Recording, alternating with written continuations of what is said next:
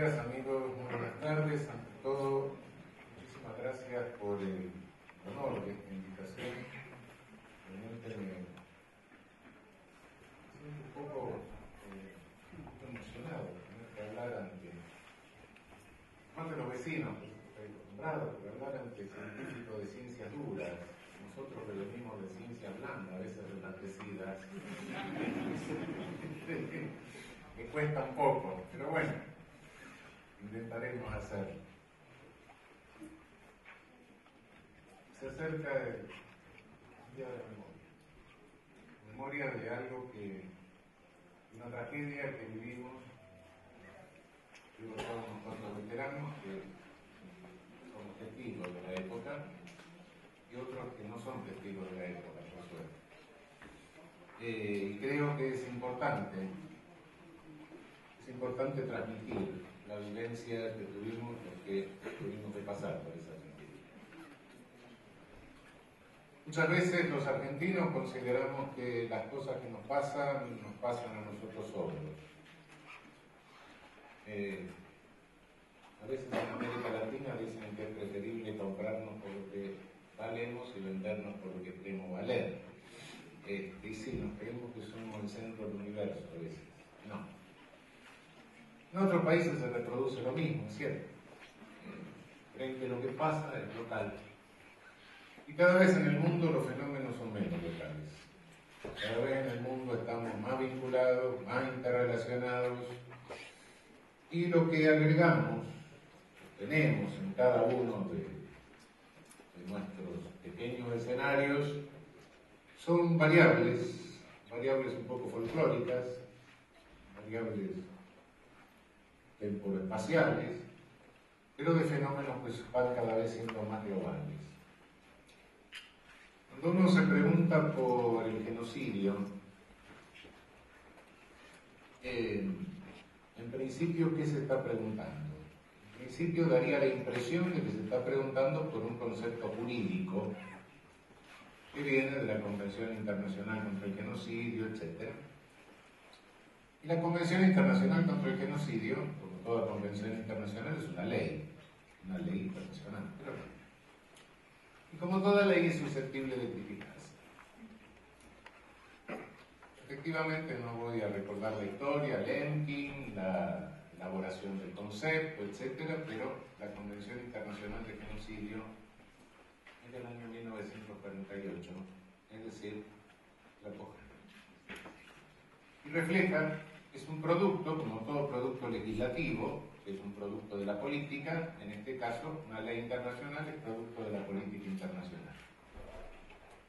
Y la definición de genocidio que trae la Convención Internacional es una definición muy particular y en algunos aspectos bastante mezquina.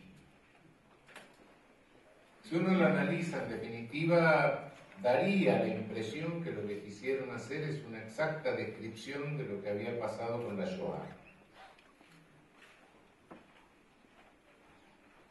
Efectivamente, a partir de esa convención, cada vez que hay una masacre en el mundo, se entra a discutir si eso es genocidio o no es genocidio en el sentido internacional.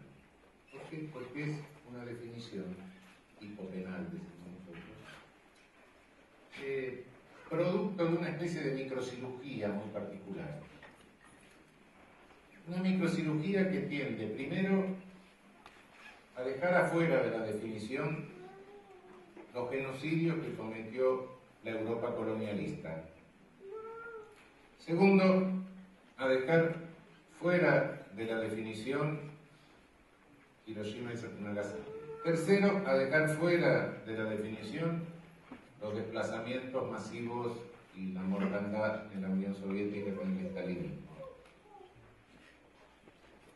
Entonces, la definición resulta de una mezquindad tal que cuando Pol Pot se cargó una cuarta parte de la población de Camboya, se decía eso no es genocidio porque no quería aniquilar a la población.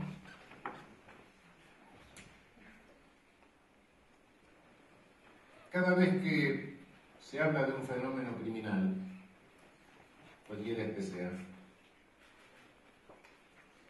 Se puede hablar desde un punto de vista de, bueno, qué dice el derecho penal, etcétera, o se puede tratar de ver cómo se explica el fenómeno, qué causas tiene, qué características tiene, desde un punto de vista de ciencia de la conducta o desde un punto de vista sociológico. Lo notable es que cada vez que se habla de un fenómeno criminal, la gente mira hacia la Facultad de Derecho, donde de ciencia de la conducta en general no sabemos nada y de sociología sabemos poco. Todo ese orden de conocimientos acerca de la realidad, de los fenómenos, pertenece a un campo que se suele llamar criminología, que no sé, no creo que sea una ciencia. Fui profesor de criminología muchos años en la Facultad de Psicología de Buenos Aires, más de 20 años, y en la clase inaugural decía, no sé lo que estoy enseñando, pero no me importa. No sé si esto es una ciencia, no es una ciencia. No, creo que es una serie de conocimientos provenientes de distintos ámbitos científicos que son aplicados a un fenómeno, simplemente. Pero no creo que tengan una unidad metodológica, no. No es una cuestión de que inventemos ciencias. No se puede inventar una ciencia natural del delito porque el delito no es una construcción natural. El delito es producto de una decisión política siempre. A tal punto que no hay nada, ninguna conducta que a lo largo de toda la historia haya sido delito. Respecto del genocidio, justamente lo que interesa es lo jurídico, es lo que les acabo de explicar. En el concepto internacional es un concepto muy limitado. Luego cada país puede tipificar como genocidio, decida tipificar políticamente y puede ampliar el concepto. Pero el concepto en sí internacional es un concepto que viene delimitado por esta mezquindad que responde al juego de la política internacional de los años de posguerra y de la Guerra Fría. Si vamos al fenómeno en sí mismo, si ya entramos al campo de la criminología, hay algo que llama poderosamente la atención. Todos estos estudios sobre el fenómeno en sí, criminal, estuvieron teñidos de ideología a lo largo del surgimiento de la criminología como disciplina con patente científica, académica, universitaria. Porque la criminología en sí empezó mucho antes. Claro, si ustedes leen los criminólogos dicen que empezaron con Lombroso, empezaron... No.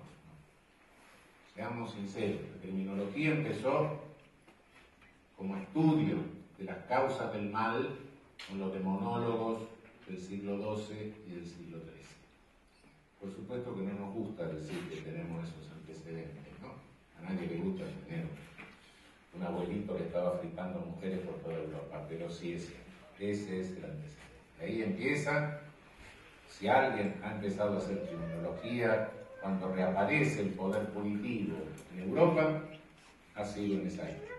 Siglo XII, siglo XIII, los demonólogos de la mano de los dominicos.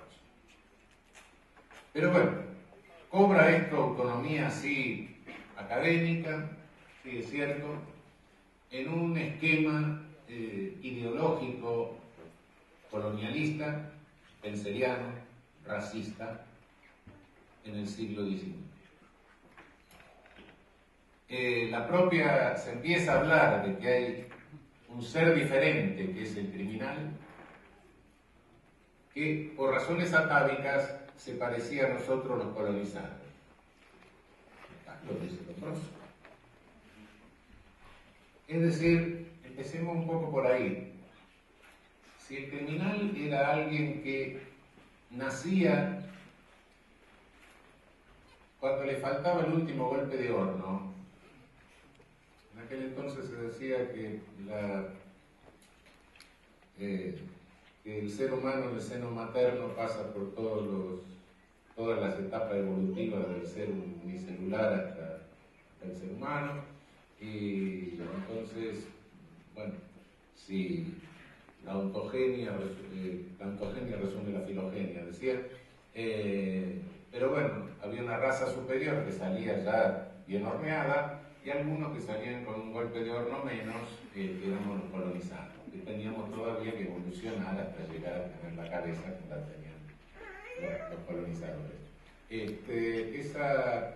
Esa idea que era científica en su momento, hay una serie de, en América Latina tenemos una serie de personas que han repetido eso y que son próceres universitarios, que están hoy con retratos al óleo enmarcados en cuadros dorados renacentistas diciendo estas barbaridades, que además coincidían con la época, con la ideología general de nuestras repúblicas oligárquicas. Era lo que legitimaba nuestras repúblicas oligárquicas, ¿no? La minoría oligárquica, sea de Porfirio Díaz en México, hasta la oligarquía vacuna nuestra, el patriciado peruano por aquel lado, la República Bella del lado brasileño. Esas minorías se legitimaban apartando a todo el pueblo de mestizos, mulatos, inmigrantes, etc., se legitimaban justamente diciendo, bueno, estos son racialmente inferiores, nosotros que ya empezamos a tener la cabeza un poco más grande, por superioridad biológica tenemos derecho a manejarnos. No solo derecho, sino que casi es un imperativo piadoso custodiar a estos brutos, porque si no se van a matar todos entre ellos. En este contexto nace la criminología, contexto totalmente colonialista, cosas ridículas, pueden parecer caricaturas, sintetizo algunas de estas cosas. Luego viene una criminología, bueno, ya la cuestión biologista y la cuestión racista con la Segunda Guerra Mundial pierde sentido. Hay algunos, nunca un discurso cambió tan rápido, nunca hubo un cambio de discurso tan rápido como el criminológico de preguerra y de posguerra. En 10 años el discurso era otro, ya no se podía hablar en esos términos de reduccionismo biológico, ¿no? Entonces había que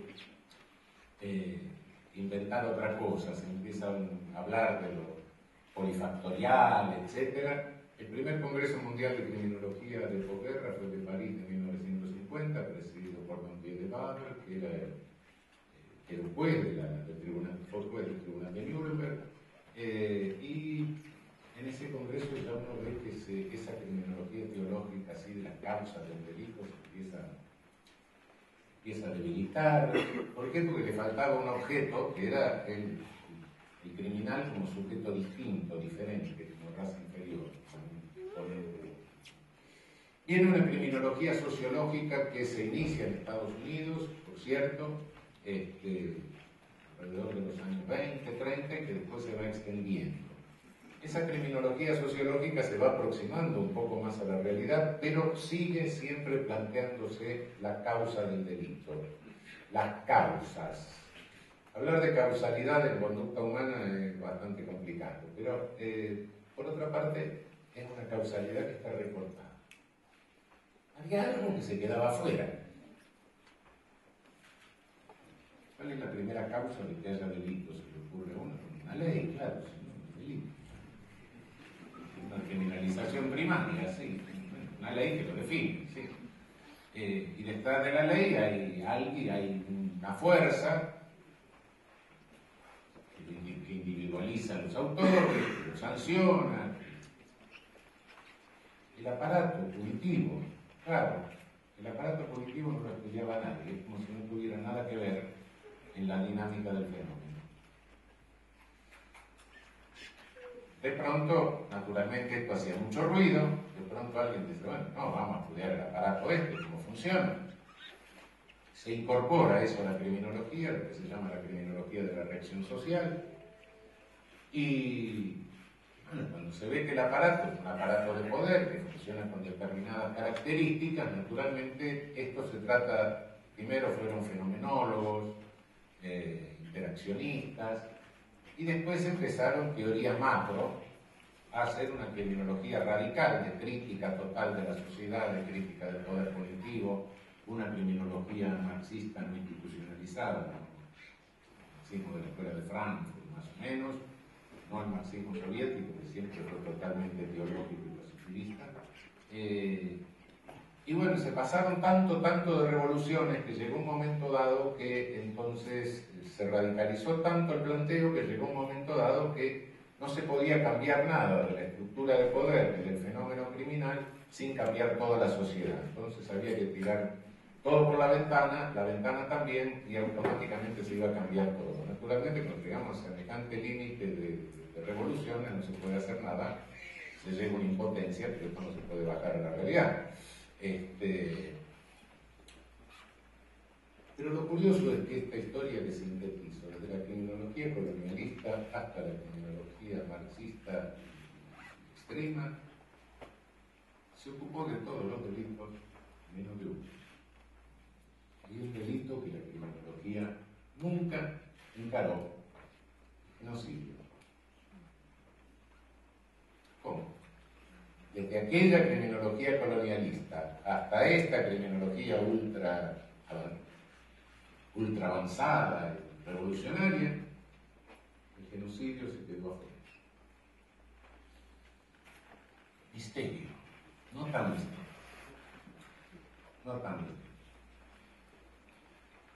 No tan misterio si echamos un vistazo acerca del siglo pasado. No me voy más lejos, podríamos ir mucho más atrás. Siglo XX. Algunos dicen que el siglo XX fue el siglo de los genocidios. No me atrevo a asegurar eso. Hubo siglos anteriores que, si tomamos en cuenta la totalidad de la población mundial, etc., no se quedaron muy atrás.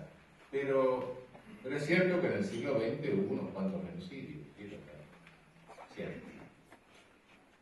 El siglo XX comienza todavía con los últimos ramalazos del genocidio de Leopoldo II de Bélgica en el Congo.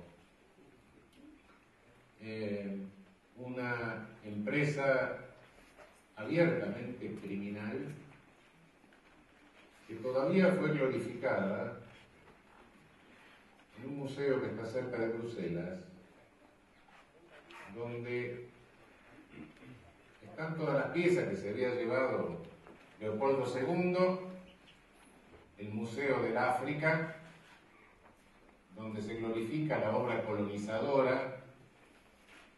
No sabemos cuánto mató, algunos dicen que son 2 millones, otros que fueron 4 millones, etc. Y por supuesto que está el monumento de Leopoldo II a caballo. Creo que era un gordo que nunca se había subido a caballo. Lo trágico de esto es que al final, cuando uno recorre el museo, hay una vitrina final en que aparece una carta del administrador belga de la colonia del Congo, dirigida al presidente Truman, felicitándolo por la bomba de Hiroshima y Nagasaki. ¿Y saben por qué? Porque el uranio de las dos bombas era del Congo. Ese genocidio estaba en curso cuando comienza el siglo.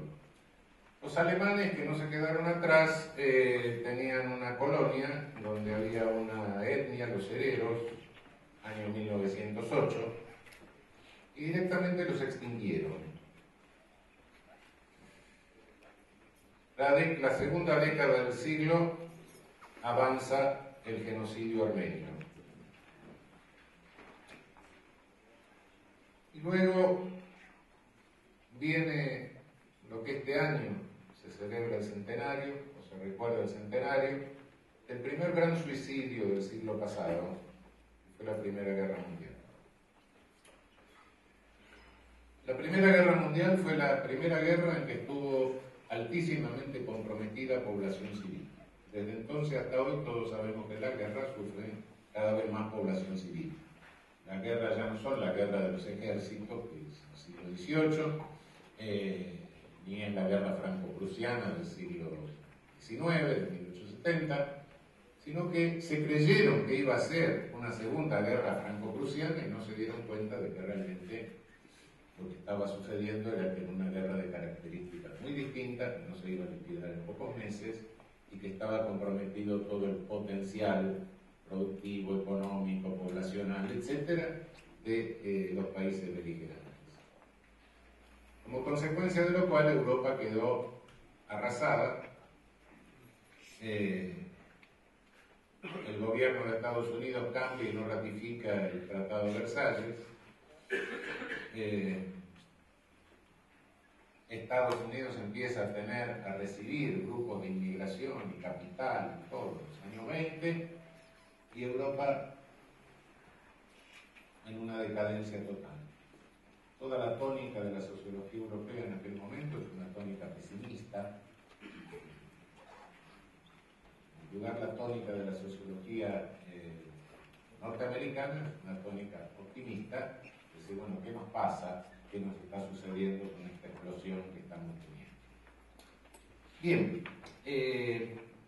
resultado de todo eso, sabemos lo que sucedió después, viene la Shoah, y después de la Shoah tenemos también unos cuantos genocidios. En menor medida, tenemos Camboya, tenemos otra cantidad de cosas, ahora tenemos Sudán, etc. Si sumamos los muertos del siglo pasado de iniciativa estatal, fuera de la hipótesis bélica, fuera de las consecuencias que sufren las poblaciones como resultado de la guerra, fuera de un conflicto en el que haya dos fuerzas enfrentadas con posibilidad de seria lesión de una de la otra, fuera de hipótesis bélica, muertos directamente por los estados, sea físicamente, sea por hambre, o sea condenados a morir por hambre o morir en los desiertos, etc., o por transferencia forzada de población, en el siglo pasado, por lo menos de cada 50 habitantes que caminaron por el planeta, uno ha sido asesinado por el Estado. Hay otros cálculos un poco más pesimistas, depende si algunos fenómenos se incluyen o no, serían dos. De cualquier manera, no es una cuestión contable. Yendo al cálculo más optimista, diciendo uno, es bastante significativo. Son homicidios alevosas, homicidios cometidos sobre personas indefensas. Las características de estos homicidios parecen ser diferentes, pero en general hay algunas cosas comunes. Primero, un genocidio no se puede cometer si no es con el consentimiento, por lo menos con la indiferencia de buena parte de la población. En segundo término, todo genocidio comienza a partir de algún prejuicio de jerarquización humana. O son los negros colonizados, son los indios colonizados, o es la otra etnia con la cual yo hablaba hace un momento, pero ahora ya no lo veo como fulanito, sultanito, fulanito, sino que lo empiezo a ver como parte de un colectivo detestable e inferior. Esto se va logrando por distintos medios. Por supuesto que es mucho más fácil cuando el genocidio es colonialista, se convence a la población metropolitana de la inferioridad del colonizado. No en vano, en Bélgica llevaban a los africanos a las posiciones internacionales, los mostraban ahí desnudos. París también hacía lo mismo unos años antes, pero es más difícil cuando la convivencia es próxima. Entonces el vecino empiezo ya no a ver como persona, sino como un ente que pertenece a una categoría, a una totalidad de seres humanos inferiores. Daría la impresión de que esto tiene poco que ver con el poder punitivo, pero ¿qué? ¿Por qué la criminología nunca lo analizó? No porque, cuidado, el genocidio y los fenómenos de masacre así son fenómenos que están estudiados, pero están estudiados por antropólogos, están estudiados por historiadores, nunca por criminólogos. Porque si nos aproximamos un poco más al fenómeno, Vamos a ver que hace un momento dije son homicidios estatales. Sí, pero el Estado, una cuestión un poco abstracta, yo no puedo conversar o sentarme a tomar un café con el señor Estado. Cuando bajo un poco más a la realidad y digo, bueno, pero ¿quiénes fueron los ejecutores? ¿Cómo se llevó a cabo esto? ¿Cómo se ejecutó? En todos los casos hay una participación absolutamente directa de las agencias de criminalización secundaria del Estado, por decirlo más claramente, de las policías. La KGB era una policía. La Gestapo, Gemeine Staatspolizei, era una policía. Me podrán decir, bueno, pero a veces fueron fuerzas armadas. Sí, pero no en función bélica, sino en función policial. Bueno, pero y los genocidios colonialistas, aquí viene la cuestión. Y viene una cuestión que por regla general no se analiza mucho. Si los colonizados, era legítimo colonizar a los colonizados porque eran seres inferiores, en definitiva, una colonia, ¿qué es? Es una ocupación policial de un territorio amplio. Y si los habitantes son inferiores, ¿qué es eso? Un campo de concentración, un inmenso campo de concentración. El mismo cartel que estaba sobre la puerta de ingreso a Auschwitz se podría poner en el puerto de ingreso a cualquier colonia. Arbeit macht frei. El trabajo libera. Sí, trabajen, colonizados, trabajen. Trabajando van a aprender a ser iguales que nosotros. Y va a pasar eso que decía Spencer. Les va a crecer la cabeza y se les va a reducir el sexo porque van a aprender a ser disciplinados. Trabajo. Una colonia no es nada más ni nada menos que una inmensa prisión deteriorada, un inmenso campo de concentración. Y la técnica de control del campo de concentración es una técnica policial. Las policías no nacen en Europa, nacen en las colonias. Los europeos tuvieron que controlar a sus colonizados. Ahí surge la técnica de control territorial policial. Policía de control territorial. Policía de ocupación. Luego viene la revolución industrial en Europa. Entonces, ¿qué sucede? Masas empobrecidas y desplazadas del campo, al introducirse una explotación racional del campo, se acumulan en las ciudades en el momento del proceso de acumulación originaria, donde no había capital acumulado como para incorporarlos al sistema de producción. Y entonces, ¿qué pasa? Las ciudades se convierten en territorios en los cuales hay enorme concentración de miseria y también concentración del poco capital, de la poca riqueza que había. Con, naturalmente, las circunstancias conflictivas que eso genera. Entonces, ¿qué hacen los europeos colonialistas? Se llevan la técnica policial de la colonia a la metrópolis. ¿Por qué? Porque hay que controlar a las clases peligrosas. Y se llaman clases peligrosas. Así lo llama el Colegio de Francia en 1838, cuando convoca un concurso sobre las clases peligrosas en las grandes ciudades, que lo gana un comisario de París, un libro bastante considerable. 10 años antes de que Marx hablara de clases, etc. El Colegio de Francia es el que junta todas las academias científicas. Es en esa denominación donde hay que controlar a esa masa que para colmo, según Lombroso, tenía caracteres africanoides o mogoloides, es decir, se parecía a los colonizados. Y eran feos, naturalmente. Los colonizados eran feos, a ver, no. La frialdad y la maldad son dos cosas que van juntas. Es muy raro que la maldad no vaya junto con la frialdad. Y los colonizados eran feos, sin lugar a dudas. Si los delincuentes también, todos feos, hombres feos, sucios. Había que controlarlos y la técnica era la misma técnica. No en vano, por eso la policía, ¿cuál la conocemos como policía de ocupación territorial? Surge, sí, en Francia, siglo XVIII, pero los ingleses, que se llevan todos los premios como colonialistas, nunca la admitieron hasta comienzos del siglo XX, 1820 y tanto, que es cuando se forma Scotland Yard. Recién entonces, después de un atentado a Cerro Vespino, en ese momento, recién entonces nos vamos a tener policía. No tenían policía en la forma que la conocemos hoy, policía de ocupación territorial.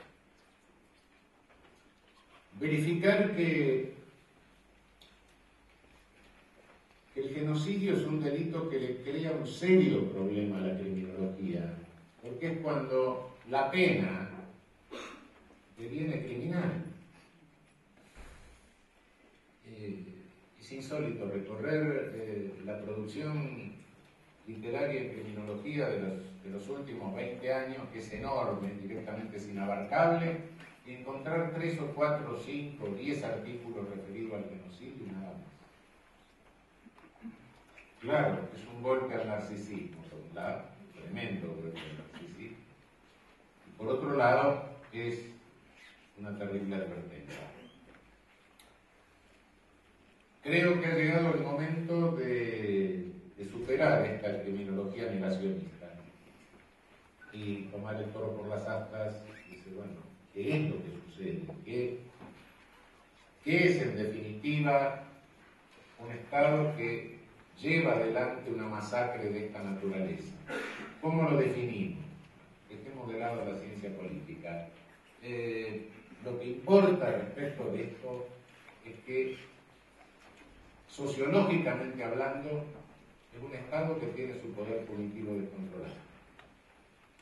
Es un Estado que tiene un poder punitivo absolutamente ilimitado. Es un Estado que se encuentra en la necesidad de fabricar un enemigo para consolidar su poder.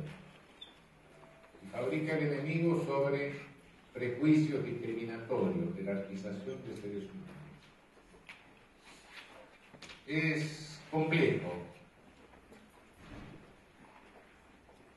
Siempre que se fabrica el enemigo es porque hay una situación conflictiva y una situación capaz de generar miedo. Sobre la base del miedo se fabrica el enemigo. No porque el enemigo a veces sea totalmente inocente, no tiene necesidad de serlo. Pero ¿qué es fabricar el enemigo? Es fabricar un chivo expiatorio. Hay un conflicto, nos sentimos mal todos, no sabemos qué pasa y hay cierto grado de violencia. Todo esto genera angustia. Pero la angustia no tiene un objeto. La angustia es angustia. Quizá, si hay un objeto de la angustia, es el temor a la propia muerte, una cuestión existencial. Pero no tiene un objeto. Si encontramos a alguien que tiene las características necesarias como para asumir el rol de chivo expiatorio, entonces encontramos las causas de todo nuestro malestar,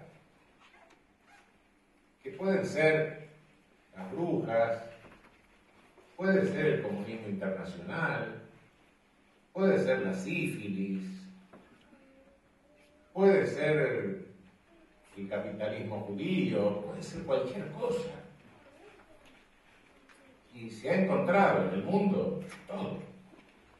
Cuando encontramos esto, la angustia baja. ¿Por qué? Porque tenemos miedo, pero el miedo sí tiene un objetivo, ya sabemos cuál es la causa. Bajó el nivel de angustia. Entonces, ¿qué hacemos con el chivo expiatorio? Lo convertimos en enemigo, ¿y qué hay que hacer para resolver nuestro problema? Matarlo. Y después que lo matamos, el nivel de angustia bajó.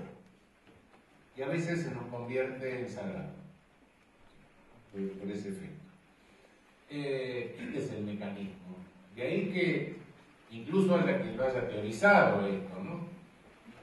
El ideólogo político del nazismo, quizá el más refinado ideólogo político del marxismo, Carl Schmitt, teorizaba esto, decía la política, la esencia de la política es la capacidad de encontrar al enemigo.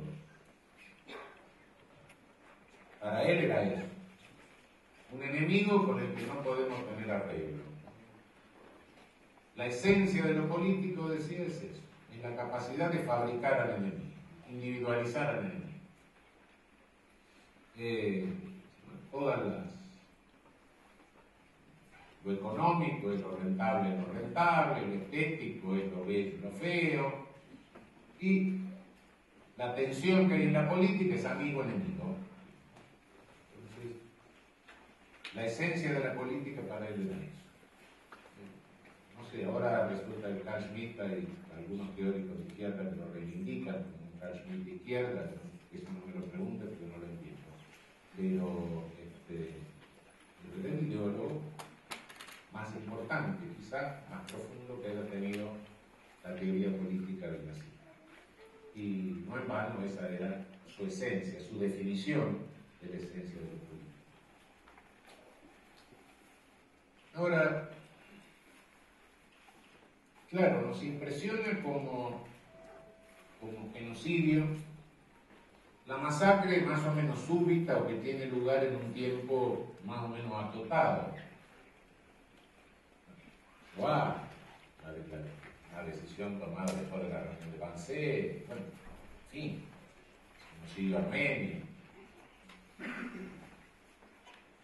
Pero las masacres estatales no necesariamente se agotan en un tiempo limitado. Hay masacres por goteo. Hay masacres que se van produciendo en el tiempo, que si uno va sumando muertos, caramba, perdonen que insista en esta contabilidad de cadáveres, pero es necesario hacerlo. Es necesario hacerlo porque la criminología los ha llegado a ignorar. Fíjense que en las propias estadísticas de los países donde hubo genocidios, las estadísticas de homicidios no registran los genocidios. Es decir, son muertos que no hablan. De modo que lo que tenemos que hacer es ponernos a contar y a decir, bueno, ya, ¿qué estamos haciendo con la vida humana? ¿Qué está haciendo esta civilización con la vida humana? No yendo muy lejos del siglo pasado. Pues bien, cuando hacemos esta estadística, nos vamos dando cuenta de que hoy día hay formas de masacre por goteo que también están reemplazando de alguna manera al genocidio. Hacen sus veces.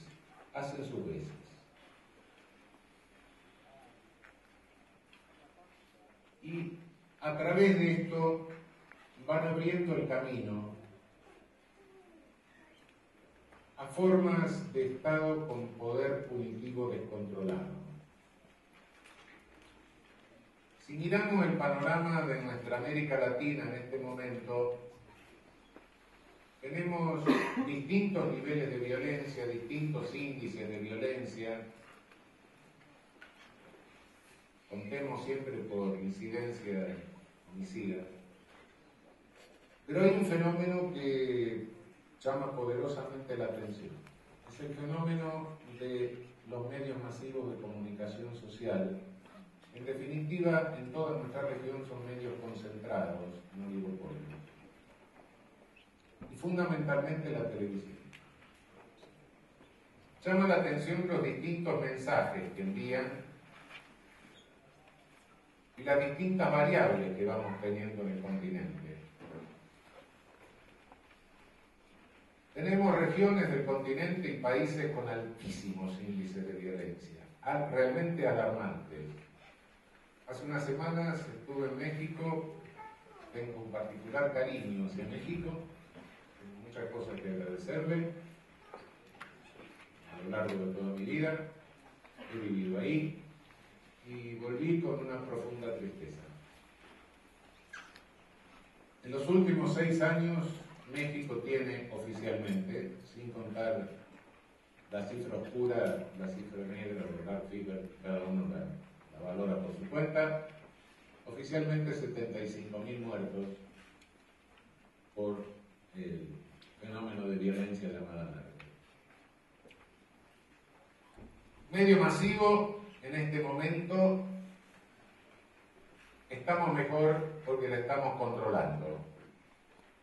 Estamos mejor porque no sube. Seguimos teniendo 12.000 muertos por año y hemos alcanzado la meseta.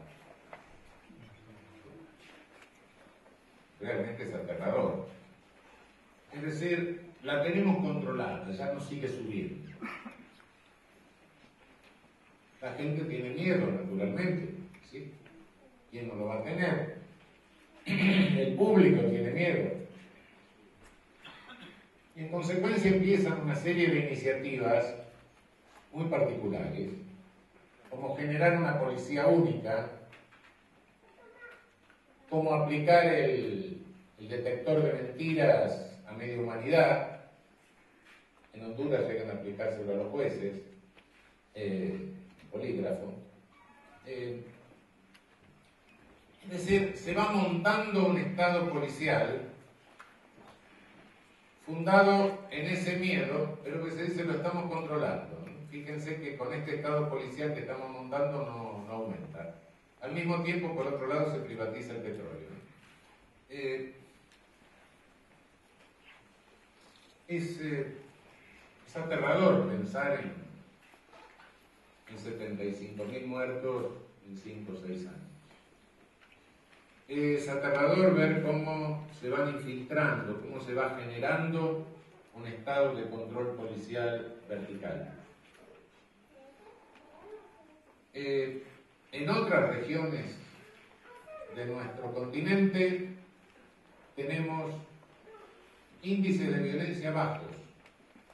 Realmente lo que es Uruguay, Argentina y Chile tenemos menores índices de violencia.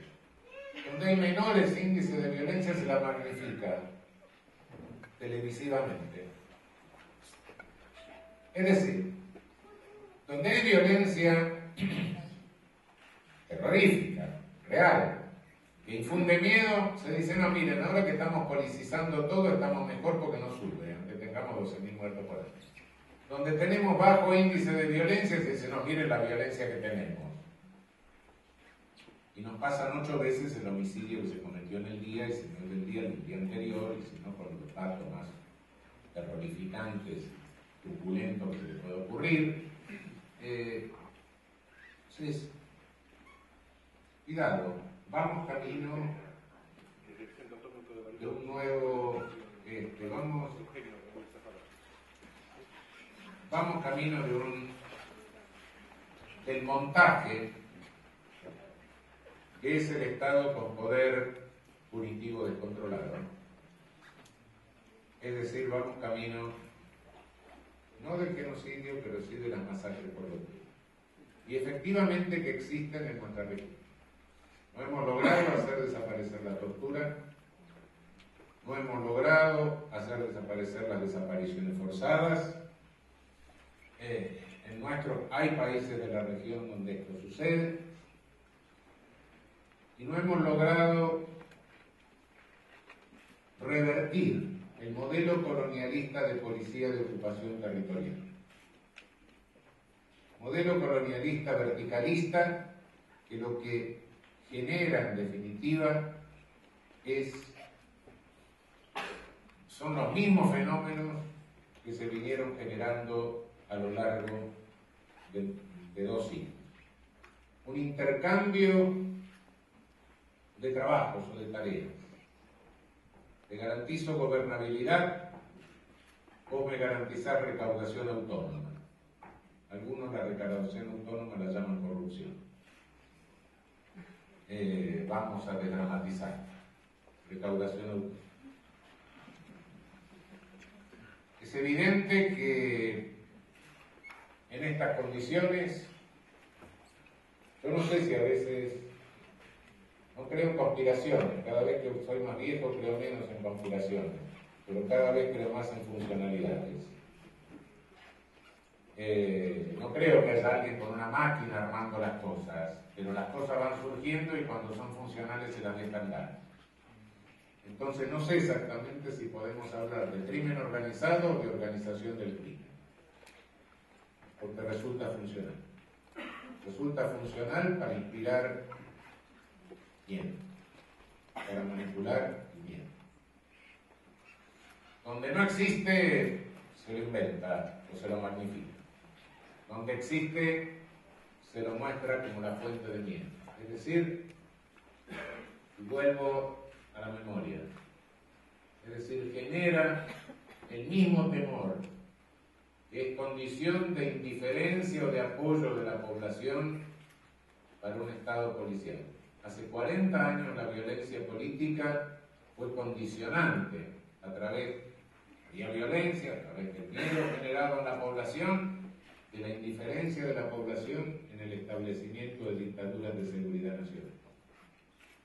Hoy no se amenaza con dictaduras de seguridad nacional, pero sí se amenaza con una politización de la sociedad, una sociedad gulag, un nuevo campo de concentración inmenso, estilo moderno naturalmente, New Style, pero cuidado que este verticalismo puede conducir, si no se lo interrumpe oportunamente, puede conducir a un descontrol de poder político. En algunos de nuestros países ese descontrol existe por bloqueo. Escuadrones de la muerte y cosas parecidas son manifestaciones de este tipo de descontrol. Los niveles de violencia son, como decía, de pareja.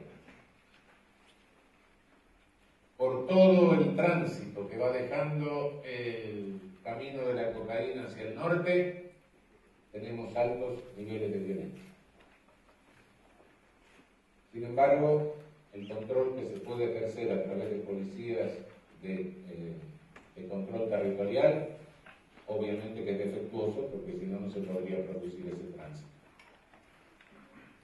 Entonces, ¿qué insistimos? En un modelo de policía de control territorial que permite el tránsito, insistimos en policías de control territorial vertical que permiten que se cometan delitos que de otro modo no se podrían cometer. ¿Se puede cometer trata de personas sin participación policial? No creo que haya prostíbulos secretos. Tampoco creo que se necesite una gran sofisticación de inteligencia que abrir un prostíbulo y ver si hay menores, si están forzadas, si están drogadas. No. Se puede cometer, sí, un abigeato, me puedo robar una vaca para hacer un asado, no puedo. Pero se puede cometer un abigeato de llevarse 50, 100 animales y hacer quebrar a un pobre criador y pasar los retenes sin la vía de carga y llegar a un matadero. No. Estoy refiriendo a delitos de distinta naturaleza, por supuesto. Ya cuando llegamos a la gran alquimia de nuestro siglo, que es prohibir cualquier porquería que tenga demanda rígida para convertirla en oro, que es la piedra filosofal, han encontrado, fabrican oro a través de la prohibición, dizque para protegernos la salud. Yo creo que México hubiera necesitado 250 años para tener 75.000 muertos por sobredosis de cocaína. Necesitó 5 años para tener 75.000 muertos por concentración de plomo. ¿Cuál es la causa de mortalidad y cuál es el problema de salud ahora? El problema de salud es la previsión, es el problema de salud real. Por eso que no sé exactamente, insisto, no porque piense en conspiraciones, pero sí en personalidades, si lo que hay que pensar es en que estamos frente a un crimen organizado o frente a una organización delictiva. Creo que es indispensable Sí, reforzar la memoria, acordarnos de lo que pasó hace 40 años. No lo desvinculemos de lo colonialista, por favor. No lo desvinculemos. La ideología, si es que se puede hablar de ideología, que para eso hay que armonizar algunas ideas, pero, digamos así, empecé entre comillas, la ideología de la seguridad nacional es un producto típicamente del colonialismo francés. El colonialismo francés en Indochina y en Argelia. La intentaron ellos. En la República Argentina tuvimos el raro privilegio de recibirla directamente a través de los altos mandos franceses en nuestro Ministerio de Defensa.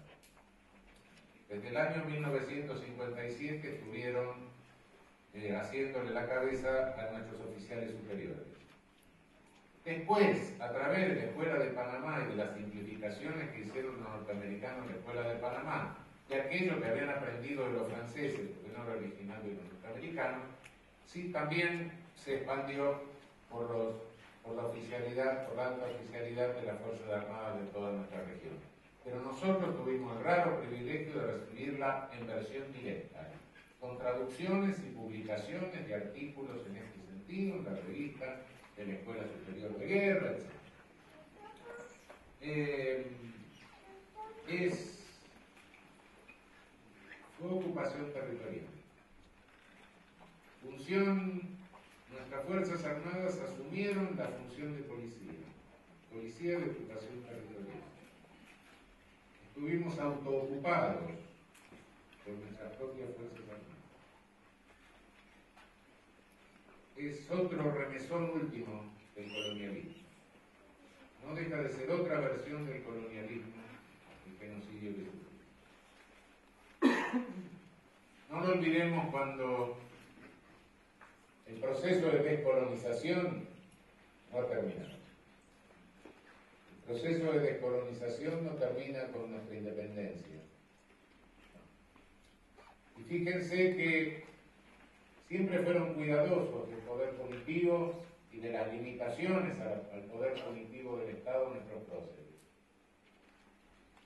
San Martín, Bolívar, leían a los iluministas de ese siglo, del comienzo del siglo XIX, fines del XVIII. Leían a Beccaria, veían a Lardizábal, ¿sí? Pero después a nuestros próceres los mataron, los asaltaron. Bolívar se murió, que se lo llevó la tuberculosis un rato antes que intentaran matarlo de nuevo. Sucre lo mataron. Moreno tuvo una rara indigestión en el viaje, a ver qué pasó. Así podemos seguir. Y le robaron el liberalismo. El verdadero liberalismo político se lo robaron. Le dice, bueno, respetar la libertad del ser humano, el Estado con límites, eso se lo robaron. Se lo robaron y lo pasaron por el fango, lo deformaron. Hicieron de eso un verso que recitaban nuestras oligarquías en toda nuestra región, mientras en realidad practicaban un racismo. Y claro, nuestros pueblos dejaron de creer en ese discurso, ¿sí? Naturalmente. Si es un discurso falso, que veo la hipocresía que hay en su declamación, que lo usan para llenarme de cadenas mientras hablan de libertad, creo más en eso. Pero ha llegado la hora de recuperar el discurso de nuestros próceres. Ha llegado la hora de darnos cuenta de que el proceso de poder planetario no ha terminado. Hubo un colonialismo con discurso teocrático, hubo un neocolonialismo con discurso racista, sí. Y ahora estamos viviendo una globalización. ¿Con qué discurso? Con el discurso de Milton Friedman y con el discurso de Frank. Con el discurso de que aquí hay que dejar que los que tengan la mayor parte de la renta se queden con la mayor parte de la renta, porque un día va a llegar a tener tanta renta que se va a derramar para abajo. La experiencia nos enseña que no se derrama nada para abajo si alguien lo empuja un poco. Entonces se acabó Lord Keynes, se acabó la socialdemocracia, se acabaron los populismos que aumentan ciudadanía en América Latina, punto, esto se tiene que acabar, se acabó Roosevelt en Estados Unidos, basta. Tenemos que tener un Estado que quiera perfilar una sociedad excluyente. Y para eso necesitamos un poder punitivo que contenga a los que tienen menor renta y que se quejan porque tienen un poco más de renta. Este es el momento de la globalización. Y a este momento de globalización, por supuesto, le corresponde un discurso de un poder punitivo enloquecido y descontrolado. Sí. Parecido al que tiene en este momento Estados Unidos, que desde hace 30 años viene traicionando su secular tradición democrática y liberal. Y hoy tiene 2 millones y tanto de presos, más otros 2 millones y tantos controlados por probation y por parol, y más del 50% de esa población penal afroamericana. De cada 4 negros norteamericanos entre 20 y 30 años, uno está preso. Este es el modelo que nos quiere imponer la televisión a través de los medios concentrados de toda nuestra región latinoamericana. Es una cuestión de elección. En nosotros está tener conciencia de lo que queremos. En nosotros está tomar conciencia del modelo de sociedad que deseamos. En el fondo de esto lo que hay es una disyuntiva. Un modelo de sociedad que tienda a incluir o un modelo de sociedad absolutamente excluyente. Esa es la alternativa. La alternativa, en definitiva, es una alternativa política de modelo de sociedad. Por supuesto, Estado y sociedad son dos cosas muy distintas. El Estado puede tender a configurar una sociedad de una manera o de otra manera. Según la elección que se haga, será el modelo de sociedad que tengamos. Pero lamentablemente, el modelo de sociedad excluyente, si nadie lo interrumpe, tarde o temprano termina en la masacre o en el genocidio.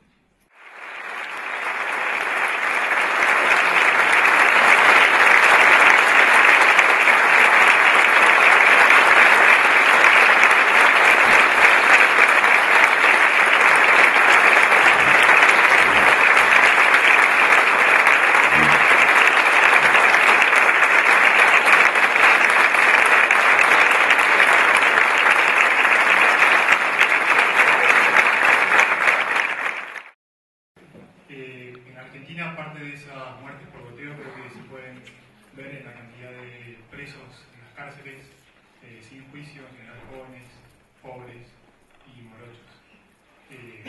¿Cree fuerza económica que puede ser el camino para cambiar esto? Sí, bueno, esa es una característica. El poder punitivo, lamentablemente,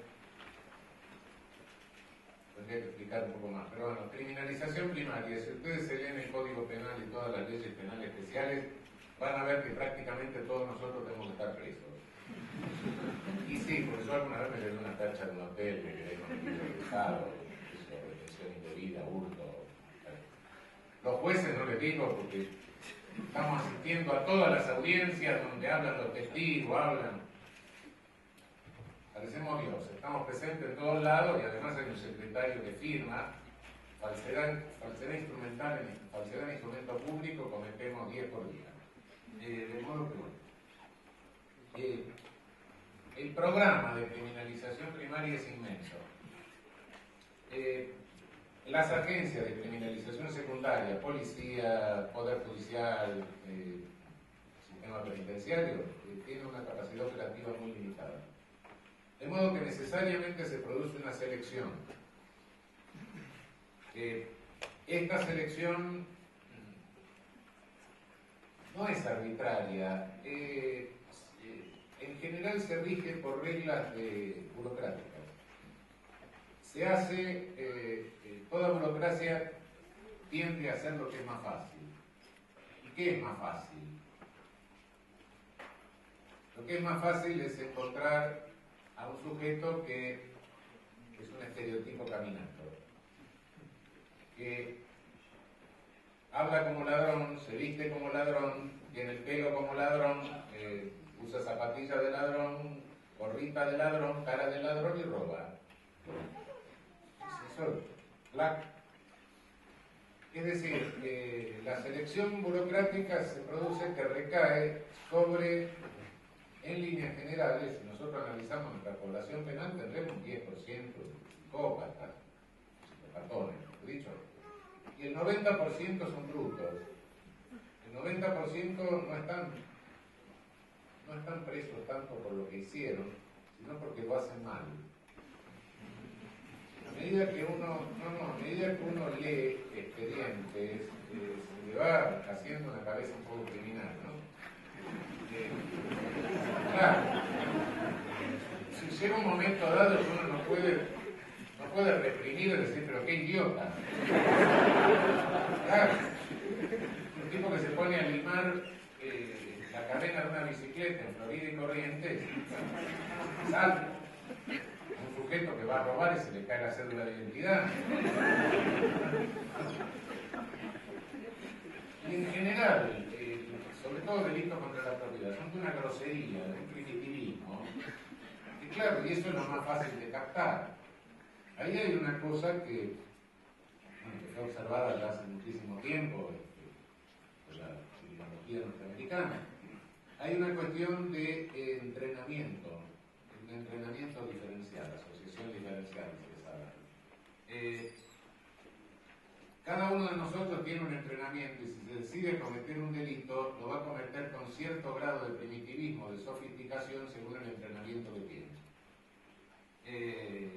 Y evidentemente hay gente que está entrenada para fundar el banco y fundirlo, y hay otro que está entrenado para asaltar el banco, nada más. ¿A quién van a agarrar? Al que lo asalta. Sí, ese es el problema. Es decir, la delincuencia como tal, vuelvo a Sadar, a 30, la criminología norteamericana, se atraviesa toda la escala social. Pero ¿a quién se atrapa? Y el sistema punitivo es como una enfermedad infecciosa, cae sobre los que son más vulnerables. Los que son más vulnerables son los que son más torpes. Y los que son más torpes, los que tienen menos entrenamiento. Y los que tienen menos entrenamiento, los que pertenecen a las clases más subalternas. Y sí, esto pasa acá en la China, ¿no? Lo que sí, hay diferentes grados de selectividad, ¿no? Pero no hay sistema penal que no sea selectivo. Todo el poder punitivo siempre es selectivo por efecto de este funcionamiento. Siempre hay una sobrerepresentación a tal punto que cuando aparece en el sistema penal atrapado alguien que no corresponde al estereotipo, que no responde a esto, bueno, el sistema penal se incomoda mucho porque no tenemos cómo tratarlo. Ya los diarios lo tratan de determinada manera, y además no podemos poner juntos con nosotros presos, es un problema, ¿no? Es como si en una cantina del suburbio apareciera a las 3 de la mañana un señor de smoking, ¿no? Cosas así. Entonces, algo. Pero por otra parte, cada vez que se produce alguna excepción, que algún BIP cae en el poder punitivo, si analizamos un poco nos damos cuenta que eso responde a que se peleó con otro BIP, perdió y le retiraron la cobertura. Y entonces, claro, cumple una función que es la contracara del self-made man. Así como miren qué sociedad con movilidad vertical tenemos, que el muchachito que estaba buscando zapatos en la puerta del banco hoy es el dueño del paquete accionario mayoritario. Bueno, tenemos no, miren qué sociedad vertical tenemos, qué justa, que era invulnerable, miren cómo lo tenemos. Se partió con otro pirata, ¿no?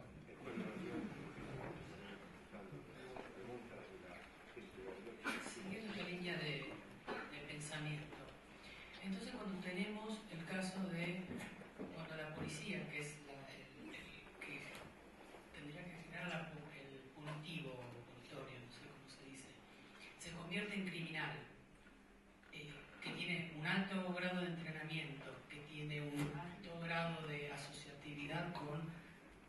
mínima policía. ¿Cómo se trata ese caso? Porque son los que después terminan dentro de este genocidio, tanto global como de Portoteo.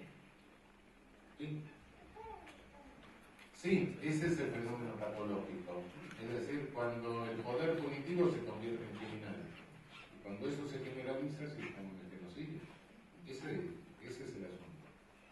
No, por eso creo que la solución, es decir, hay un discurso falso, es pensar, un discurso realmente que engaña al público.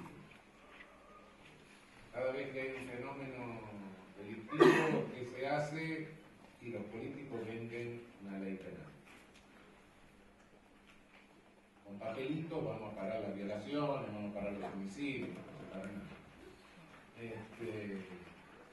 Pero hay una realidad.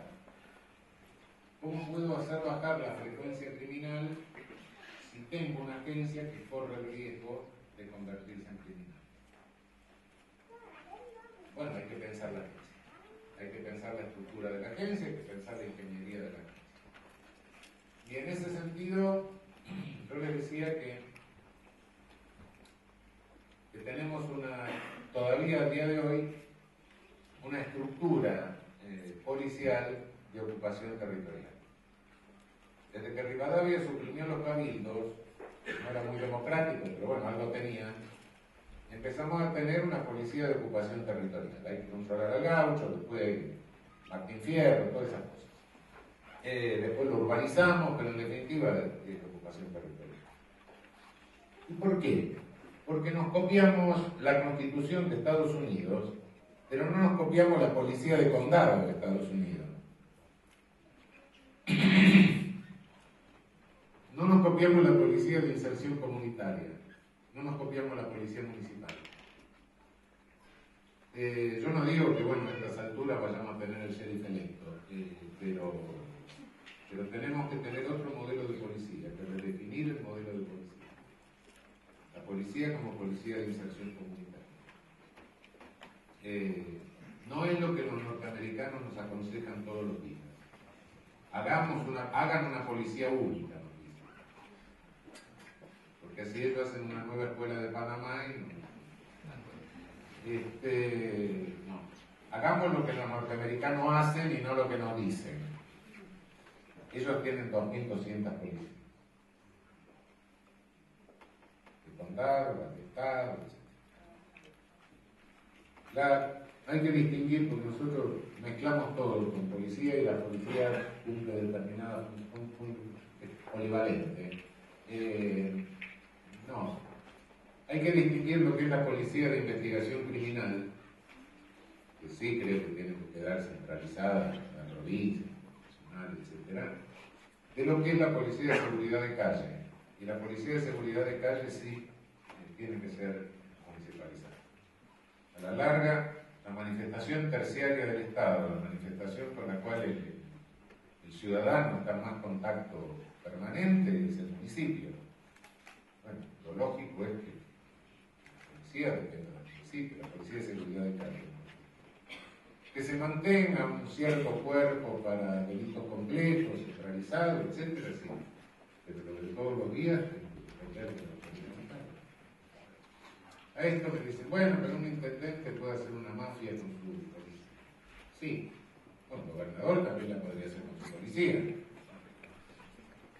Y aparte, si un intendente hace una mafia con su policía, o va a perder las elecciones en la elección que siga, o un día la población va a ir y le va a quemar la intendencia. Hoy la gente no se calla, tiene razón. No, la cuestión ahí es algo que nos debemos de hace 30 años, es una deuda política. Sentémonos a pensar el modelo de policía que tenemos. De otras cosas, por otra parte, esa policía de ocupación territorial, militarizada, es una policía que no solo corre el riesgo de afectar derechos humanos de la población, sino que esa misma militarización y verticalización afecta gravemente los derechos humanos de los policías. Son los únicos trabajadores que no tienen derecho de sindicalización. Son los únicos trabajadores que no tienen derecho a debatir horizontalmente sus condiciones de trabajo. Que no tengan derecho de huelga es una cosa. Naturalmente, ningún servicio de primera necesidad puede tener derecho de huelga. Puede declararse en huelga la guardia del hospital. Pero la sindicalización, la discusión de las condiciones horizontal de las condiciones de trabajo, la discusión salarial, eso son los únicos trabajadores que no lo tienen. Todo lo que está vinculado al sistema penal daría la impresión que eso no lo puede tener. Pero insisto, sí, la cuestión es repensar el modelo policial. Siguiente pregunta, por favor. Sí, doctor. Una pregunta me la contestó. ¿No habría que definir el derecho penal como un derecho represivo y clasista que tiene como método de elección la clase social y como represión la policía? Eso por un lado. Segundo, políticamente, ¿qué pasó con la reforma de la maldita policía en la provincia de Buenos Aires, con Daniel y otros, que se volvió a retroceder sobre esto? Y tercero, la autocrítica del papel de la justicia. No solamente en la dictadura, no se aceptaban, no digamos aumentos de habeas corpus, sino que se torturaba, se secuestraba, y eso no hubiera sido factible si la participación de la sociedad hubiera una participación importante de la justicia. Y hoy pasa lo mismo, ¿no? Porque el sistema de la ideología de la seguridad nacional siguió claramente en el 2001, Kotecki, Santillán, ¿no es cierto? Julio Ramírez, acá en Bariloche, 2 chicos muertos en junio del 2010. Y me parece que por ahí pasaría la discusión, no tanto, digamos, desde lo filosófico, ¿Podríamos sino hacer desde una lo pregunta, ¿no? por favor? Eso, definir el derecho penal como represivo y selectivo. Y segundo, ¿cuál sería para usted reformar esta policía de represión en una policía de prevención? Y el papel de la justicia. Gracias. Bueno,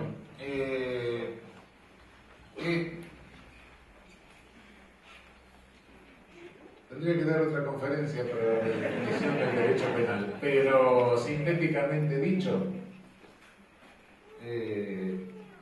yo redefino el derecho penal desde otro ángulo. Es decir, no sé para qué sirve la pena. Tampoco me interesa. Lo que sé claramente es que si no la controlo, es un hecho político. Está ahí. No la voy a hacer desaparecer. Está ahí. Y sé que si no la controlo termina en un genocidio. Entonces la función del derecho penal es una función de controlar racionalmente la pena. En ese sentido, el derecho penal comparte su naturaleza con el derecho internacional humanitario. Es decir, con el derecho internacional que se desprende de las convenciones de Ginebra. La Cruz Roja Internacional no puede hacer desaparecer la guerra, no tiene poder para hacerla desaparecer, es un hecho político. Bueno, pero agota todo lo que puede para que la guerra, para poder controlar por lo menos los aspectos más crueles de la guerra. Bueno, ¿es ilegítima por eso? No es ilegítima, no le puedo exigir que haga lo que no puede hacer. Pero sí que haga lo que puede hacer, y lo que puede hacer es controlar eso para que no se desbande y bueno, maten a los prisioneros, rematen a los heridos, desmontaron un auto, maten a los niños. Yo no sé si la política es la continuación de la guerra por otros medios o si la guerra es la continuación de la política por otros medios. No sé cuál de las dos posiciones es cierta, sí, pero evidentemente sí. ¿Cuál es la función del derecho penal? Proyectar la Cruz Roja del momento de la política. Desde ese punto de vista doy vuelta a la definición. En cuanto al rol de la justicia, soy consciente de que la justicia no siempre ha cumplido esto, por supuesto. Pero en este momento, a ver, y tomo el caso de Estados Unidos y lo traslado a toda nuestra región, los riesgos que se están corriendo.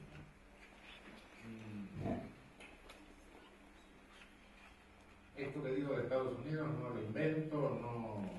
Claro, hay un libro que está en castellano que se llama Gobernando a través del delito, Government Through Crime, del profesor de criminología de la Universidad de California, Jonathan Sacks, donde describe toda la transformación del sistema penal de Estados Unidos en los últimos 25 o 30 años, hasta llegar a esto que se convierte en el campeón de la prisionización. Bueno, ¿quién es el principal enemigo, el principal obstáculo en esta empresa, en esta macroempresa de guerra contra el crimen? Mientras avanza el Ministerio Público, el principal obstáculo son los jueces. Empieza la estigmatización de los jueces. Bueno, y si ustedes observan pueden hacer zapping por televisión y ven toda la serie de series policiales que hay norteamericanas, que es una forma de introducir ideología, sin lugar a dudas, se van a dar cuenta que en todas esas series hay un héroe, que por lo general es un psicópata. Sí, pues es un tipo que tiene hiposensibilidad al dolor, no tiene miedo, tiene todas las características del psicópata. Que en algún momento se encuentra con un funcionario que le indica prudencia y que respete normas. Y sin embargo el sujeto se pasa las normas por arriba y gracias a que se pasó las normas por arriba, consigue o tiene éxito y entonces destruye al malvado y logra salvar a la muchachita que siempre es idiota en estas series. La mujer es estúpida en estas series, siempre. Grita en el momento que no tienen que gritar, se cae en el momento que no tienen que caerse, etc. Pero el héroe, el psicópata logra salvarla, el macho logra salvarla, y después, como es un hipersexual, también se va con la muchacha dando más música. Después que le daron una patada, le patearon la cabeza, etc. Pero todo eso lo logra hacer porque viola la norma que le impone límites en el proceso de destrucción del normal. Y bueno, lo estamos viendo, hoy hay una peligrosidad de todo este sistema para el juez. El juez que realmente quiere hacer valer garantías es estigmatizado. El juez que quiere hacer valer los límites de toda la vida, desde 1789 hasta hoy, los inventando nada raro, la Carta de Virginia, ese juez está hoy en peligro de ser estigmatizado, está en peligro de que se monte un escándalo sobre él, está en peligro de que se le pida un juicio político, está en peligro de que lo metan preso. No es solo Baltasar Garzón, no, esto es lo que está pasando en el mundo. Por supuesto que sin la complicidad de un poder judicial, naturalmente no pueden pasar determinadas cosas. Por eso es importante la formación de los jueces y la selección de los jueces. Tendría mucho que hablar sobre dinámicas de poder judicial, etc. Y tendría que hablar también sobre la formación teórica. En alguna medida, también nosotros desde la academia hemos tenido gran parte de la culpa. No lo voy a aburrir diciendo cuál fue el error nuestro y lo que tenemos que hacer y cómo se tiene que hacer un saber jurídico en este momento, pero nos hemos ido por caminos idealistas, hemos creído que para ocupar un sitial en la academia como científicos teníamos que imitar la física y entonces teníamos que hacer todo con fórmulas abstractas y con eso íbamos a cambiar el mundo. Nos dedicamos a hacer fórmulas abstractas y a discutir problemas que tienen muy poco que ver con nuestra realidad. Usar una metodología absolutamente idealista, pero bueno, eso es una autocrítica. Ninguno de nosotros nace de una incubadora. El problema es que, bueno, menos mal que nos dimos cuenta a una altura del partido. Pero sí, es cierto que la academia también tuvo su responsabilidad. Tenemos tiempo para una pregunta más y luego tenemos que seguir con la agenda que estaba pactada. Doctor Zaffaroni, En esta suerte de nueva tendencia hacia la criminalización del ser y en esta cosa de las nuevas tecnologías que nos controlan más y que en cierta manera también hay una suerte de genocidio, control remoto con tecnología. ¿Qué posturas toman los estados con respecto a las tecnologías nuevas que cambian la metodología del genocidio o de la opresión sobre las personas? Bueno, ese es el problemita. En Argentina nosotros debemos tener unos 60, 60 mil presos. 70 o 70 mil presos, de los cuales tendremos, como les decía, un 10, 15, 20% de psicopatones, y el resto, como me explicaba el compañero, son seleccionados en razón de su torpeza. Se pregunta, toda esta parafernalia, toda esta discusión que estamos teniendo, todo esto, ¿qué poder político significa? ¿Qué poder político significa encerrar 60.000 brutos? Los ladrones más idiotas que tenemos en el país. ¿Por qué se arma todo esto en torno de este poder? No nos equivoquemos. Ese poder represivo, de encerrar, ese sí es poder político, ¿sí? Pero no es el que tiene importancia política. Ese poder no tiene ninguna importancia política. Encerrar 60.000 personas de las clases más desposeídas, que son los más torpes, que son los más frágiles, si se quiere, dentro de esa clase, no son capaces de luchar por otra cosa.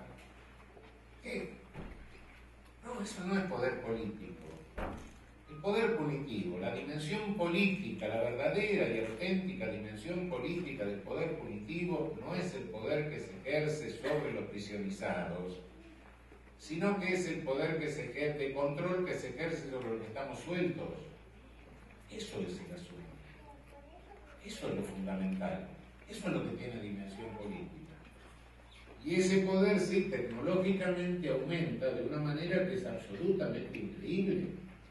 Si pensamos que hoy salimos a la calle, somos filmados permanentemente, ¿qué hablo? Yo, el día de niebla, me agarra el complejo de Pino Solano, filmándome. Claro. Cada vez tenemos menos ámbito de privacidad, se va controlando todo y nos sentimos felices porque pasamos por un aeropuerto, nos sacan los zapatos, nos revisan la ropa interior, abren la valija. Si vamos a un aeropuerto que no de otro país y llevamos hierbas, se hace un lío del demonio. Sí, les tenemos que explicar. Bueno, ese es el asunto. Es decir, cada día vamos teniendo una tecnología de control y hoy, qué sé yo,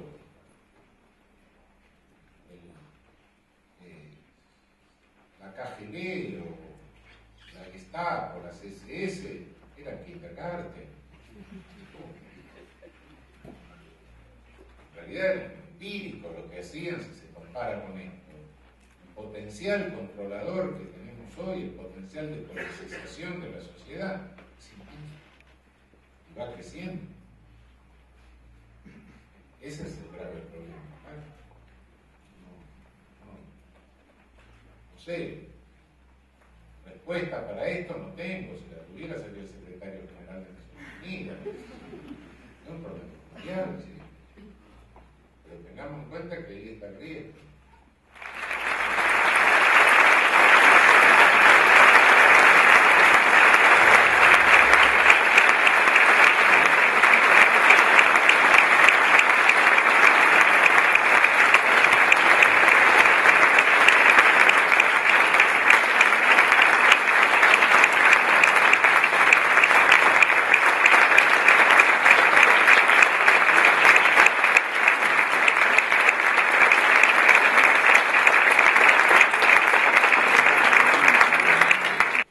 Doctor, sobre el Código Penal, esta especie de reordenamiento del Código Penal, el anteproyecto y la oposición, ¿qué palabras se merecen?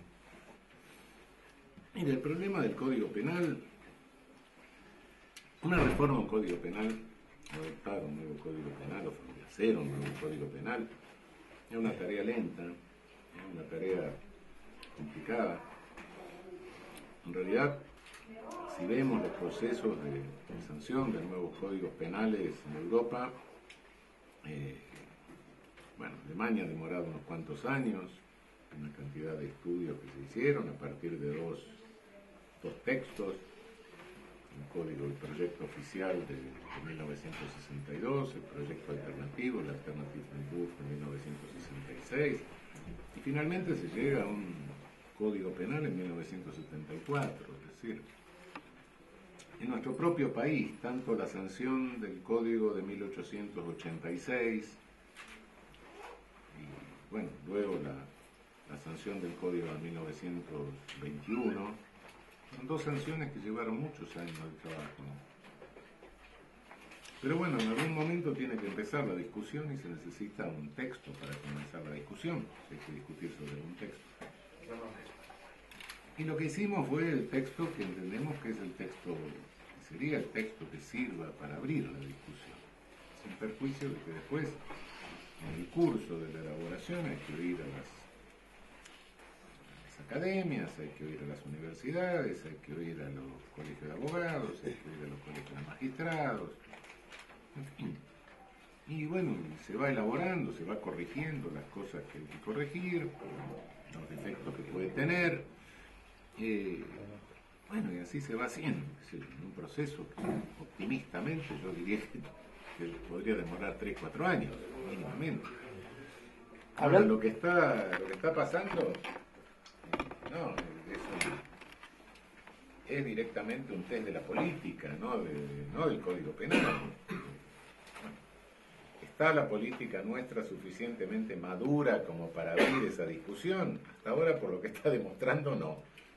No, porque bueno, aparece un señor que está mintiendo descaradamente mientras lo están armando los medios como un candidato, una especie de color de mel, lo están armando, y entonces este señor miente y dice barbaridades jurídicas, cosas desopilantes, absurdas. Por ejemplo, como que con este anteproyecto se hubiese dejado libre a Vilela. Claro, por ejemplo eso, claro, sí, o que con este anteproyecto hay delitos escarcelables, como si el Código Penal regulara la escarcelación. ¿Por qué cree que lo discuten a usted en su participación y no a Lorenzetti en el Código Civil? Porque siempre el Código Civil es menos sensacionalista. El Código Penal pueden decir, no, con esto van a salir 20.000 presos, etcétera. No van a salir más que lo que salen por libertad condicional ahora. Quizá alguno menos, o alguno más, no sé, pero ahí va a estar el número. Doctor, un aspecto técnico que se cuestionó es la desaparición de la reincidencia. Hay una discusión es mentira, penal sobre eso. Es mentira. No desaparece la reincidencia, desaparece la palabra, desaparece toda una regulación, porque hoy la reincidencia, el único efecto práctico que tiene es impedir la libertad condicional. Al desaparecer la libertad condicional y ser reemplazada por pena no privativa de libertad, bueno, deja de tener ese efecto. Es eso lo que pasa. Pero la reincidencia, las condenas anteriores se toman en cuenta a los efectos de impedir la probation, por ejemplo. Después se toman en cuenta para los plazos para reemplazar la pena privativa de libertad por pena no privativa de libertad. Y además los reemplazos no son mecánicos como son ahora. Se bajan criterios para que los jueces... Sí es cierto que se amplían las facultades de los jueces, eso es verdad. Pero bueno, hay que ampliarlas, porque dejemos de acordar, ya no podemos estar ocupándonos del sándwich federal, de cosas por el estilo. Jueces tienen que tener un ámbito de valoración respetable, y además se obliga a que todas las instancias revisen lo que deciden los jueces en materia de pena y de sustitución de pena, cosa que hoy no sucede. Y con eso, bueno, al mismo tiempo que se le da un ámbito de valoración, se condiciona para que venga una doctrina desde los tribunales superiores, ¿no? Que hoy no pasa. Decía que no está suficientemente madura la política para la reforma. ¿La sociedad lo está? Bueno, la sociedad sí, que entiendo que... ¿Qué entendemos por la sociedad? La interacción nuestra. Mire, vamos a ser sinceros un poco. El Código Penal, para lo único que sirve es para que tengamos menos problemas los que hacemos derecho y para que se dicten sentencias que sean menos contradictorias. En última instancia, si hacemos un Código Penal un poco más racional, el efecto que va a tener es que haya sentencias un poco menos contradictorias, un poco menos arbitrarias a veces, pero nada más. ¿Qué va a pasar? Bueno, posiblemente si no se hace quedará la situación actual y alguno que tendría que estar adentro se quedará afuera, alguno que tiene que estar afuera se quedará adentro. Pero no cambia la vida cotidiana de la gente, ¿no? Ni creo que la gente esté preocupada por el Código Penal en este momento. Me parece que hay otras preocupaciones prioritarias. Pero no hay... Si alguien me dijera que con este Código Penal va a disminuir la violencia o la frecuencia delictiva, le diría que no, tampoco va a aumentar. Eso no tiene nada que ver con el Código Penal, por supuesto. De modo que no magnifiquemos la cosa. Elaborar un nuevo Código Penal es hacer una justicia que pueda ser un poco menos arbitraria, un poco más racional, un poco menos contradictoria, pero nada más. Y bueno, si la política no está a la altura de poder comenzar un proceso para hacer eso, no lo haremos. ¿Pero es la política o los políticos? Bueno, los políticos son los que accionan la política. Pero la sociedad es la que... Tampoco quisiera extender esto a todos los políticos porque sería injusto. Wiener ha tenido una actitud coherente, no la tuvo cierta dirigencia del radicalismo al desautorizar a Gil Lavedra, no la tuvo cierta dirigencia del PRO al desautorizar a Federico Pinedo. Son actitudes lamentables. Pero bueno, hay otras actitudes que han sido dignas. Bueno, por ahí, si se puede y si se da, comenzará la discusión. Y si no, la discusión se postergará hasta mejor momento. De todas formas, el documento está hecho y creo que en mejor momento, si no es esta la ocasión, en otro momento se retomará a partir del documento. ¿Qué expectativas tiene en cuanto al avance de la justicia en delitos económicos y la intervención civil en la última dictadura? Bueno, no puedo abrir juicio sobre eso porque soy ministro de la Corte. Son causas que, bueno, la mayoría de pero hay están mucha tarea investigando. pendiente en estos planos, ¿no? Y es relativamente reciente la puesta en marcha. Supongo que sí, pero no puedo abrir juicio sobre causas que están en salida. En conversaciones con Roberto Carles, él la definió como una reorganización del Código Penal. ¿Es nueva o es una reorganización? Mire, nosotros en este momento no tenemos Código Penal. Teníamos un Código Penal de 1921 hecho por articulado, como liderado por un conservador inteligente que hizo un código bastante bueno, pero lo destrozaron con unas 900 reformas y contrarreformas, etcétera, de modo que perdió toda coherencia. Además tenemos un montón de leyes penales sueltas. En realidad el documento que hemos hecho, un documento bastante conservador, sí es cierto, porque innovador frente a la catástrofe que tenemos, pero no, si lo miramos en términos de legislación comparada, no es nada, no hemos parado el huevo de punta, tomamos las cosas que se pueden tomar de la legislación europea, de la alemana, de la francesa, de la italiana menos, de moderna tiene poco. Es decir, de los códigos penales más modernos y más técnicos, ¿no? Pero depende de donde uno se ponga para mirarlo, ¿no? Si uno se pone desde la catástrofe que tenemos, sí, claro, puede ser. Si uno se pone de lo que es la legislación comparada, No hay desde, no sé si el texto responde a esto, pero no hay un cierto clamor de la gente porque haya una mayor severidad con los llamados delitos de corrupción, por ejemplo. Se mantienen los mismos delitos y se agravan algunas penas. La pena del cohecho se agrava 1 año, mínimo y máximo. Doctor Zaffaroni, ¿cuál es su opinión sobre la realidad carcelaria actual y también sobre, bueno, a sabiendas de que hay situaciones de tortura en los penales actualmente, la diferenciación entre pensar que los delitos, que la tortura hoy, cuando consideramos lo que pasó en la dictadura, es condenada como un crimen de lesa humanidad y sin embargo cuando pasa en la actualidad, bueno, pareciera que no hay tantos controles o no tanta posibilidad de que la justicia actúe? Primero, la situación carcelaria no la podría definir en líneas generales en el país porque tenemos 24 situaciones carcelarias diferentes. En el orden federal, bueno, no tenemos sobrepoblación penitenciaria. Bueno, la cuestión se ha ido resolviendo más o menos. Entonces, habría que ver en cada provincia. Sí tenemos todavía mantenemos un altísimo porcentaje de presos sin condena. Tampoco esto hay que pensar que se debe solucionar a través del juicio abreviado, porque después vamos a reemplazar al preso sin condena por el condenado sin juicio, ¿no? Pero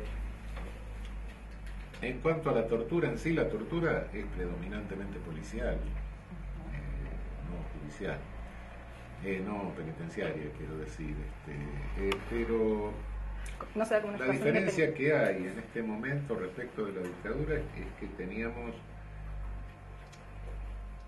una tortura sistemática y hoy no es una tortura sistemática. Ahora, bueno, claro, que no sea sistemática no le quito importancia. Obviamente que hay que seguir avanzando, hay que seguir siguiendo, hay que continuar con los pasos de la Convención Internacional contra la Tortura, hay que hacer avanzar eso, sí, hay que reducir los casos que se producen, pero sí, la diferencia es que aquella era sistemática y esta no. Se está hablando nuevamente del cambio de edad de imputabilidad. No, eso es una propaganda, una demagogia absolutamente.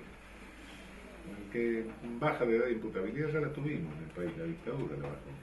Y después la dictadura tuvo que volver a subirla, porque no se puede ir contra la naturaleza. Un chico, un adolescente, nada que hacerle, no tiene la madurez del adulto, no hay nada que hacerle. Hablando.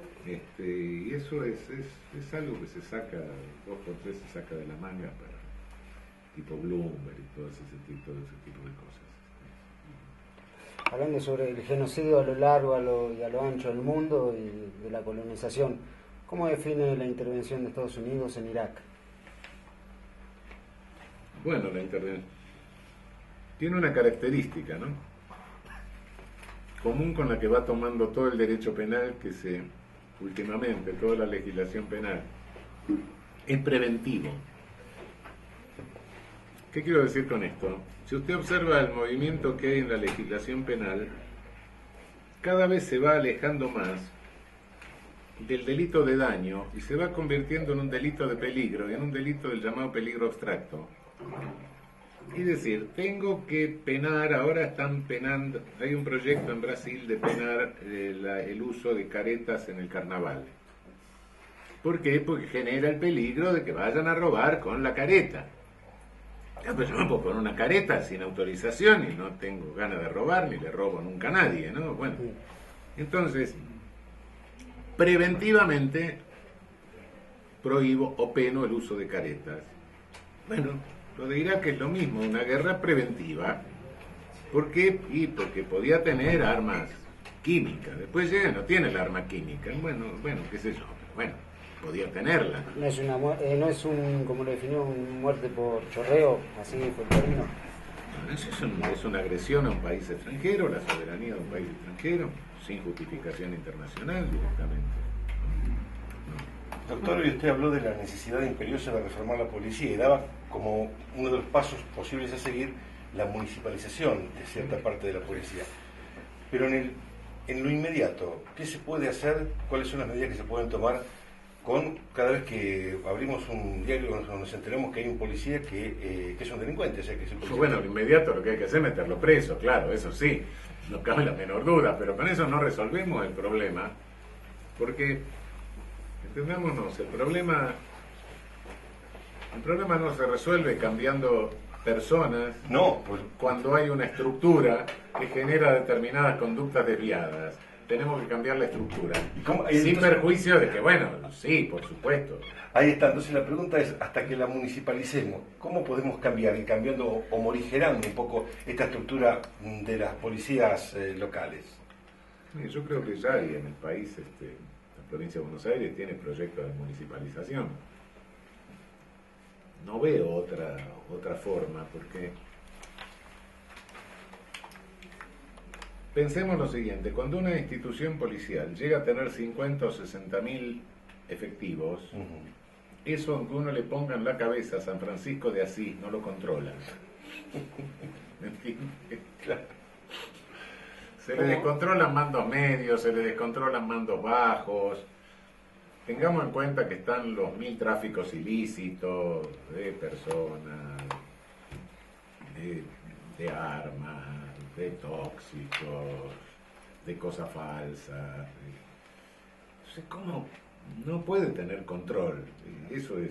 Si usted me dice, bueno, ¿quiere aceptar la jefatura de policía de la provincia de Buenos Aires en este momento? Yo ni loco, pero no por... No se puede controlar semejante estructura, se descontrola. La hipertrofia de la institución, entonces, es la causa de esto. Pero claro, si uno lo municipaliza tendrá 3.000 efectivos, lo va a tener bajo control del intendente, la gente va a ver lo que hace el intendente, se va a poder controlar a los tipos 2.000 o 1.000.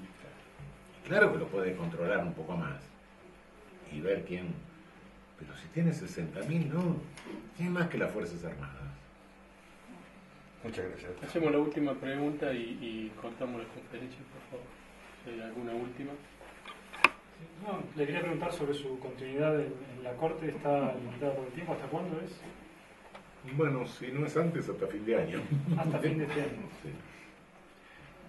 No depende de usted, obviamente, pero el proceso de selección de un nuevo juez se daría a posteriori de su renuncia, antes, ¿cómo? No pueden reemplazarme, porque soy irreemplazable. No pueden reemplazarme, porque la ley vigente en este momento dice que las 2 primeras vacantes que se produzcan en la Corte no se reemplazan hasta dejar la Corte reducida con 5 ministros. No recordaba eso. Sí. Pero vence por una cuestión, una decisión propia. Bueno, llego a la edad límite de la Constitución. Sí, pero tenemos otros personajes que siguen estando.